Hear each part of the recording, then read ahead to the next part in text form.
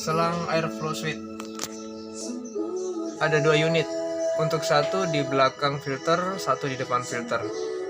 Yang panjang untuk di dalam, yang pendek untuk di sebelah kiri, untuk membaca tekanan.